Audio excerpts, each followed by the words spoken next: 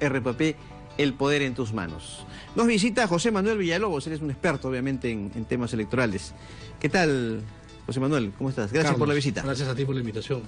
Bueno, tenemos cambios fundamentales y, por ejemplo, el cierre del padrón, ¿no?, para elecciones regionales y municipales se cierra el día de mañana, tengo entendido. Sí, Carlos. Aunque creo que los trámites son hasta hoy nomás porque mañana todo va a estar paralizado por el censo. Efectivamente, el día viernes, ayer 20, se ha publicado en el Diario Oficial El Peruano la ley 30.673. Esta ley modifica diversos artículos de la ley de organizaciones políticas, la ley de elecciones municipales, regionales y la ley orgánica de elecciones, y establece un nuevo cronograma para las elecciones del próximo año. El 7 de octubre del 2018 vamos a tener elecciones municipales y regionales en todo el país, casi 2.000 distritos, provincias. Entonces se ha modificado todo el cronograma. Empecemos por el tema del padrón electoral. El padrón electoral es el registro donde están todos los ciudadanos habilitados para votar. Ese padrón tiene una fecha de corte, una fecha de cierre, fecha hasta la cual los ciudadanos pueden hacer los cambios de sus datos. Lo más importante ahí es cuando tú cambias tu domicilio en tu DNI para poder votar en un determinado lugar. La ley ha establecido que para las elecciones del próximo año este padrón debe cerrar el día de mañana, 22 de octubre, 350 días antes de las elecciones. Como el padrón a partir de mañana está cerrado, el día de hoy es la fecha en la que se podía hacer cualquier cambio, el último día para hacer los cambios. Cualquier cambio en tus datos del DNI que lo hagas a partir del lunes en adelante ya no va a figurar en el padrón del próximo año. Por lo tanto, si tú eres de Trujillo, por ejemplo, tienes tu DNI registrado en Trujillo, pero ya estás trabajando acá en Lima, por ejemplo, 1, 2, 3 años, si no hiciste tu cambio de domicilio hasta el día de hoy, el próximo año vas a tener que ir a votar a Trujillo. Y si no votas, pagarás tu multa. Entonces es un cambio significativo porque antes el padrón, sin la modificación, el padrón tendría que haber cerrado recién en el mes de enero todavía. Ahora, ¿cuál es la influencia en torno, por ejemplo, a aquellas personas que cumplen 18 años y ya están, por supuesto, en la obligación y en las condiciones de votar, de acuerdo a los cambios que han habido en esta reforma? Tu pregunta es muy importante, Carlos. Antes de la modificación de la ley que se ha producido el día de ayer, si tú cumplías 18 años después del cierre del padrón, es decir, tú cumplías 18 años un mes antes de la elección, tú ya no podías votar. Tú ya no estabas incluido en el padrón porque la ley no lo establecía así. Esta modificación de la norma lo que hace es establecer que todos los ciudadanos que cumplan 18 años hasta el 7 de octubre del próximo año, automáticamente ya van a estar incluidos en el padrón electoral y por lo tanto van a poder ejercer su derecho al sufragio. Muy bien. Y de acuerdo al cronograma establecido, ¿cuál es la fecha límite para que los nuevos partidos políticos, estamos hablando también de movimientos regionales o organizaciones de carácter político local, se inscriban en el registro, ¿no? El cambio normativo respecto a este tema es perjudicial para los que están en vías de inscripción. Actualmente tenemos partidos políticos, movimientos regionales y organizaciones políticas locales que están en el proceso de recojo de firmas, están constituyendo sus comités, están tratando de inscribirse como partidos, como organizaciones políticas y postular el próximo año. Sin el cambio normativo, ellos tenían como fecha probable de inscripción en el mes de junio del próximo año. En el mes de junio del próximo año. ¿Tengo entendido que era el 9 de junio? Del 9 de junio, era el plazo máximo. ¿La fecha límite? La fecha límite para Con este cambio de la ley, con esta ley de 30.673, ellos solo podrán inscribirse hasta el próximo 10 de enero. O sea, el 10 de enero del 2018, dentro de 2 meses, vencerá el plazo para que estas nuevas organizaciones políticas logren inscribir su organización en el registro y puedan postular y puedan presentar candidatos el próximo año. Es decir, se les ha acortado el tiempo. Claro, 5 meses menos aproximadamente. 5 meses menos para que puedan. Entonces, están ahora contra el tiempo para recolectar, para terminar sus firmas, porque, ojo, Carlos, este vencimiento de plazo no implica que hasta ese día ellos tengan que llegar al registro de partidos del jurado con su expediente para que luego corra el proceso de inscripción. Lo que la ley lo que quiere decir la ley es que tu proceso de inscripción, todo tu trámite tiene que haber concluido el 10 de enero y hasta ese día ya tendrías que tener tu partida de inscripción lista. Los que no lo logren no van a poder participar. ¿Y esto es conveniente o no para el desarrollo del proceso electoral? Lo que pasa es que quienes ya estaban con sus kits comprados, quienes están en su proceso de planificación de la inscripción, tenían una fecha que era hasta junio. Sí. Entonces, de la noche a la mañana ha habido este cambio normativo y van a ver que el plazo se les acorta en 5 meses y por lo tanto muchos de ellos van a haber truncado su derecho a la participación política. Así es. Algunos alegarán que se les aplique la ley anterior porque podrían decir que el derecho de ellos nace con la compra del kit, y cuando compraron el kit la norma establecía que su inscripción era, pero esa es una discusión que tendrá que verse en su momento en el Jurado Nacional de Elecciones. Muy bien. Ahora, estamos asistiendo, ¿crees tú, a un debate con propuestas serias en torno a la reforma electoral en el Congreso? ¿Se están enfocando los temas esenciales o simplemente es, como han llamado algunos, una especie de maquillaje, cambiar esto, cambiar lo otro, ¿no? Cambios aislados, sí, ¿no? En torno a la reforma y a los procesos electorales? Hay que ponernos en contexto primero, Carlos, que el tema del debate sobre la reforma o mal llamada reforma electoral no es de ahora, no es de este Congreso nada más. Este proyecto de aprobar un código electoral, porque nace con la idea del Jurado Nacional de Elecciones de que el Congreso apruebe un código electoral que unifique todas las leyes dispersas que hay en materia electoral, y esa iniciativa nace en el 2011. Lamentablemente el quinquenio anterior, el Congreso anterior, no aprobó el Código Electoral, no hizo reformas estructurales al sistema electoral y al sistema de representación, y lo que hizo fue aprobar leyes parches como la ley que estableció las dádivas y generó muchos problemas en la elección anterior. Este Congreso, luego de un año ya de funcionamiento, no ha logrado tampoco entrar al debate de fondo de primero aprobar un código electoral y luego hacer reformas estructurales en el sistema electoral de cara a las elecciones del 2021. ¿Y dónde, en qué campos estaría esa reforma trascendental, como tú dices, de temas esenciales? Mira, cambios esenciales están en la forma de elegir a nuestros representantes. Por ejemplo, en cómo está conformado el Congreso. Son 130, se eligen a través de distritos múltiples. Habría que evaluar si esa elección a través de distritos múltiples está bien elaborada, que se elijan congresistas con el voto preferencial, que haya un Senado o no haya un Senado. A nivel de elecciones municipales y regionales, cómo es que se conforman los consejos municipales. Actualmente un alcalde, cuando gana, por el solo hecho de ganar, ya se lleva el premio de la mayoría, la mitad más uno de los regidores.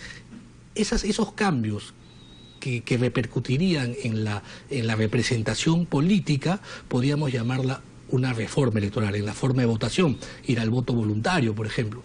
Eso es una reforma electoral. ¿Pero por qué crees que los parlamentarios entonces se empeñan, a tu criterio, en un debate de medidas aisladas? Porque tenemos aquí, a ver, el Jurado Nacional de Elecciones muchas veces ha hecho el llamado respectivo para que participen en los debates y se les consulte sobre determinados temas vinculados con la reforma electoral. Lo ha hecho también la OMPE en su momento, lo han hecho entidades como la Asociación Civil Transparencia, para nombrarte algunos. Sí, claro. Mira, todas estas entidades han hecho esfuerzos para que se apruebe el Código Electoral. El Jurado Nacional de Elecciones ha presentado hasta 3 proyectos de Código Electoral. Sin embargo, cuando entró Patricia Donaire como presidenta del grupo de trabajo de la reforma electoral, en vez de recoger uno de estos códigos que ya había presentado el jurado, lo que hizo fue elaborar un informe que presentaba un nuevo proyecto de código electoral o de ley electoral. Es decir, tirando al tacho el trabajo de los organismos electorales, ella demandó como 8 meses para presentar una nueva propuesta. Una propuesta que la llamaban integral, pero como te dije, no tenía cambios fundamentales en el sistema de representación. Y finalmente la Comisión de Constitución lo tomó como un insumo.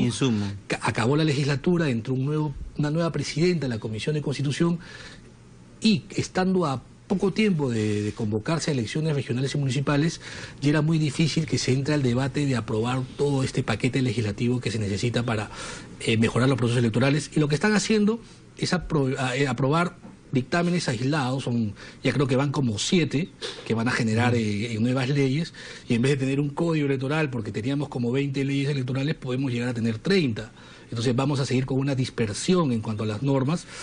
Y estas normas que se están aprobando, si bien es cierto, podrían mejorar el proceso electoral, en algunos casos podrían generar problemas. Aquí el problema también es que, bueno, no hay, diríamos, un consenso entre los propios parlamentarios por lo que significa una reforma. Como bien tú decías, no sé si exagere, pero cada quien se va por su parte, ¿no? Sí, definitivamente, porque además, si tú te pones a analizar, el debate sobre todo el tema electoral está girando sobre dos ejes fundamentales, sobre el financiamiento de partidos y sobre la democracia interna, que son temas álgidos que atañen directamente y que podrían modificar el funcionamiento de los partidos.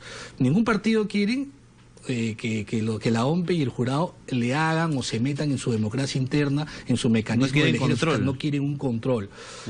Y en el tema del financiamiento han habido tantos cuestionamientos al tema del financiamiento que, si bien es cierto, el dictamen que ahora ha aprobado Constitución podría mejorar, no va a ser la solución, porque, por ejemplo, en elecciones regionales y municipales, donde vamos a tener más de 100.000 candidatos, donde hay casi 2.000 elecciones distritales, porque son 1.800 distritos, cada elección es individual, ¿te imaginas cómo haríamos para supervisar, para controlar el dinero que va a financiar la campaña de cada uno de esos candidatos? La OMP pues, no podría hacer ese financiamiento. No hay una propuesta coherente, porque lo que se busca también aquí es transparencia. Nadie quiere que se repita lo de Odebrecht, ¿no? Acusaciones con aportes ilegales a movimientos o partidos políticos. Sí, definitivamente la ley era tan laxa en cuanto a los controles y en cuanto a las sanciones, que eso ha facilitado que el dinero de Odebrecht se filtre, entre sin ningún control, nunca ha sido declarado.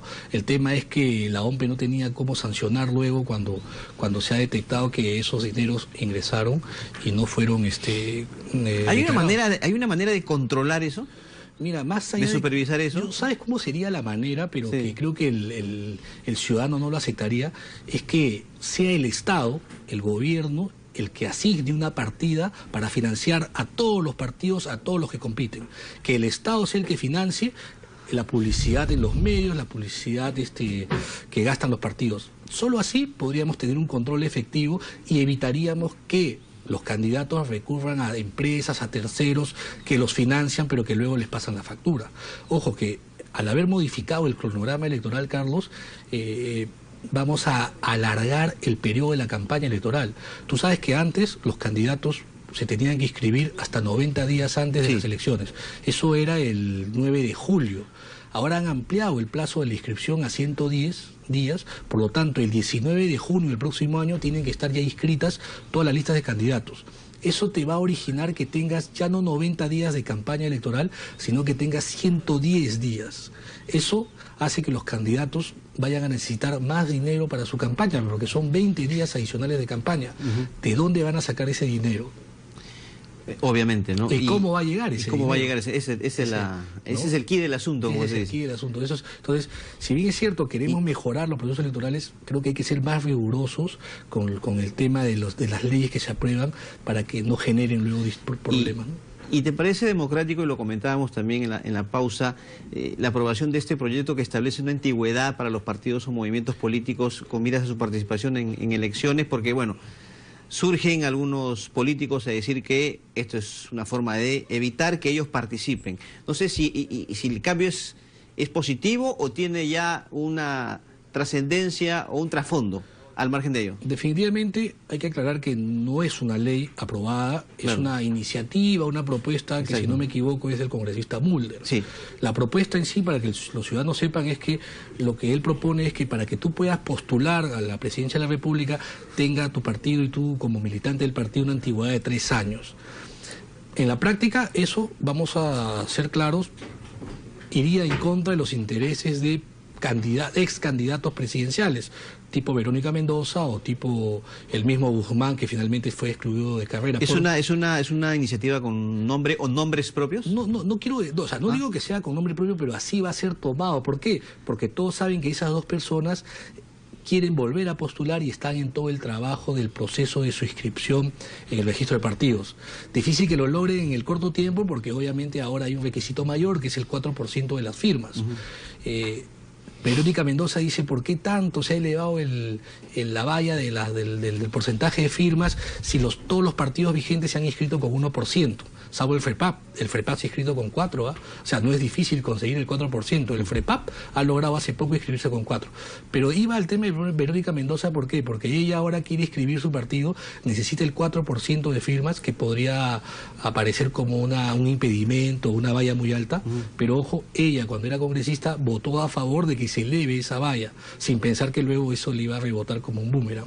Ahora, sí yo creo que poner 3 años para que se inscriban nuevos partidos y puedan postular, definitivamente, pese a que no creo que haya sido con la intención de perjudicar a esas 2 personas, va a ser visto como eso y podría limitar su derecho constitucional a ser elegidos. Claro, lo que se busca, y lo escuchábamos al congresista Mulder, es mucho más orden, mucho más transparencia o adecuación en el proceso de elección interna, tener autoridades de mayor calidad, diremos así, y no, como se le llama a estos partidos, ¿no?, vientres de alquiler, ¿no? Pero de repente el congresista Mulder va a reflexionar un poco, porque la ley que ha sido aprobada ayer ya establece que para que un partido pueda inscribirse, pueda postular en un proceso electoral, tiene que estar inscrito 270 días antes de la elección. Entonces, para postular el próximo año, los nuevos partidos deberían estar inscritos el 10 de enero. Para postular en la elección presidencial, que va a ser en abril del 2021, tendrán que estar inscritos en el año 2020. Es decir, van a tener un periodo importante de vida partidaria todavía, ¿no? Pero es un debate que se verá más adelante. Por lo menos para el tema de las elecciones regionales y municipales, ese proyecto, esa iniciativa no va a llegar, no va a regir.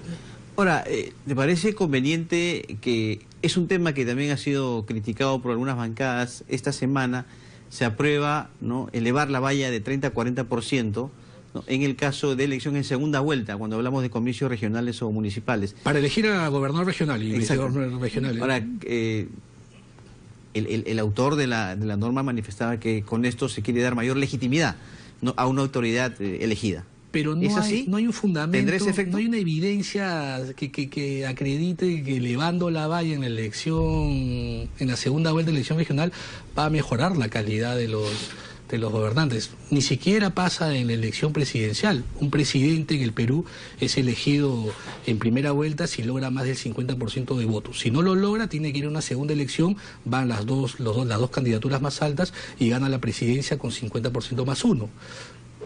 El presidente Kuczynski ganó con el 50% más 1 y mira, menos de un año de su elección y no tiene un alto nivel de aceptación, es decir, su legitimidad ha bajado. O anteriormente hemos visto también ganar a presidentes con, creo que no pasaban en primera vuelta del 30% y luego... Claro, entonces muy apretada los gobernadores regionales actualmente ganan en primera vuelta cuando supera su votación el 30% de los votos válidos.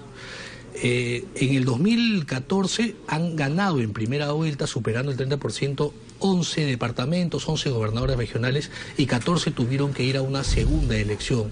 Si elevamos ahora el porcentaje a más de 40, Carlos, lo que va a suceder es que vamos a encarecer las elecciones, porque si solo 11 lograron el 30%, imagínate cuántos van a lograr el 40% mínimo. Podría reducirse el porcentaje de gobernadores que ganan en primera vuelta y tendríamos que ir a una segunda elección, ya no en 14, de repente en 20 gobiernos regionales. Y la elección por cada gobierno regional es cara y eso origina que se le dé más dinero a la OMPE, más dinero al jurado, contratación de más personal. Muy bien, José Manuel. Carlos, solo para ¿Cómo cerrar, no? Adelante. La modificación también trae algo importante que va a afectar la publicidad de las entidades públicas y que de rebote va a afectar la economía de los medios de comunicación. ¿Por qué lo digo? La ley establece que una vez que se convoca elecciones, el Estado está impedido de hacer publicidad, de contratar publicidad. Solo lo puede hacer por necesidad y utilidad pública. Sin la modificación de la ley, el presidente podía convocar elecciones hasta el 9 de febrero del próximo año. Con esta modificación, el presidente solo podrá convocar elecciones hasta el 10 de enero. Es decir, tiene un mes menos el gobierno y en general todas las entidades del Estado para hacer su publicidad, porque luego del 10 de enero no podrán contratar publicidad con los medios, salvo cuando el jurado autorice y acrediten que es por necesidad de utilidad pública. Es decir, la publicidad del Estado se va a contraer a partir del 10 de enero. Muy bien. José Manuel, gracias por estar Carlos, con nosotros en este debate interesante, por supuesto, de la reforma electoral. José Manuel Villalobos, experto en temas electorales. Hacemos una pausa, sigue usted con...